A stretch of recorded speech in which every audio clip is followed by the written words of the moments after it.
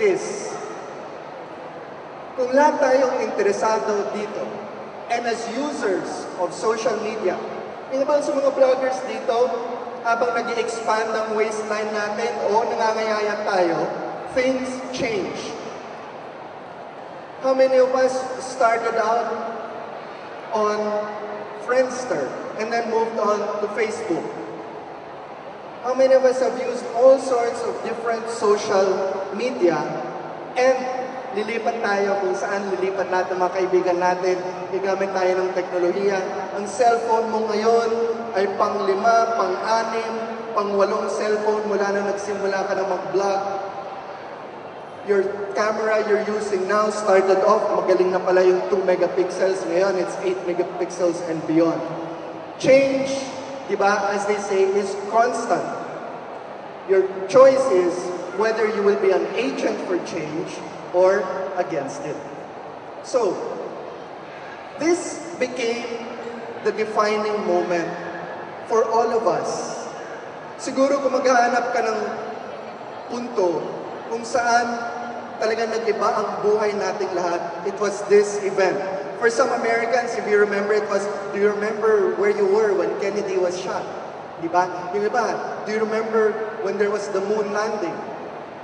In a sense, for the older generation, if there was martial law, if there was EDSA, for us, there was Ondoy and Pepe. And what did this teach us about being agents of change? You remember this famous picture that appeared on the Boston Globe website of Typhoon Ondoy and Pepe. The lessons here were very simple. You're going to meet one of them later, right after me, si Gang Badoy. Many of you were part of it. Ano yung realidad natin nung panahon na ito? The only media that really worked was new media. The only networking and means of communication that functioned was social media. This is when Facebook came of age in the Philippines as an instrument of change. This was when Twitter and all the other instruments became means, literally, for saving lives, for giving a helping hand. Si Gang Badoy realized how our behavior had changed. Ang na-realize ni Gang Badoy, our parents and grandparents listened to AM radio. But you and I, our younger brothers and sisters, some of your kids only listen to FM. At ang meron lang silang klaseng FM, yung FM sa cellphone. So what did she do? She went and helped take over an FM station and was able to communicate with people. Kung anong mga sinasabi na balita ni Gang Badoy and her volunteers, ina-amplify, kinu-communicate online. Because of those efforts, nag-volunteer yung mga ibang programmer, and through Google and other means, they were able to come up with systems that have later on been refined so that they were used in other countries to help save lives. Gathering food and donations for relief, rehabilitation, rescue, all became possible. Not because it was planned, not because any one person was in charge, but because we could all reach out. It simply started out with, nasaan na ba kayo?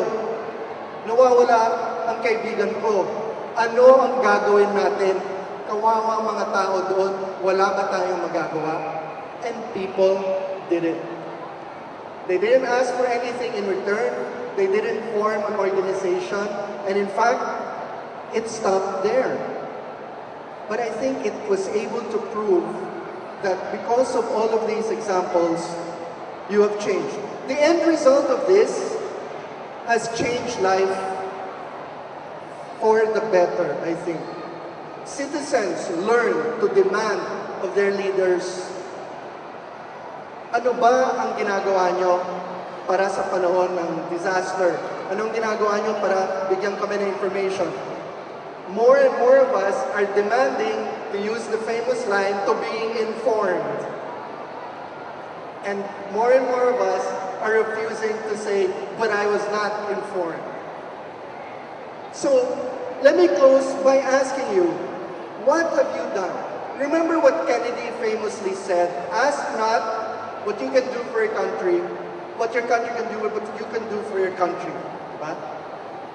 When was the last time you asked that of yourself? When was the last time you said, when did I help inform others? When was the last time I did my part to text and forward a weather update? Tingnan niyo yung recent example. Di ba yung isang linya na kumalat sa Twitter recently was, students are not waterproof. Narinig ba ninyo yun? This was an example, di ba, nung nagkakagulo over CHED. And honestly, I was having a debate with people. Because totoo naman, students are not waterproof. Parents don't want their kids getting sick. And everyone was asking CHED, including us, by the way. We were saying, bakit hindi gumagalaw ang CHED? But you know what everyone forgot? Every student can make up their own mind. Nasa college ka na. I mean, part of it is you can also decide whether it's good for you to go to class or not. Just as, and I was very impressed with this, yung pala sa ibang schools, merong mga text brigade ang mga students. So, imbes na 10, 100, 1,000 ang biglang tatawag sabay-sabay sa admin para malaman kung may klase o hindi, isa. Siya na lang tatawag, oras na may balita siya, ikakaskade. The other thing was, instead of relying on CHED, they decided to pressure their administrations. There's a lot we can do.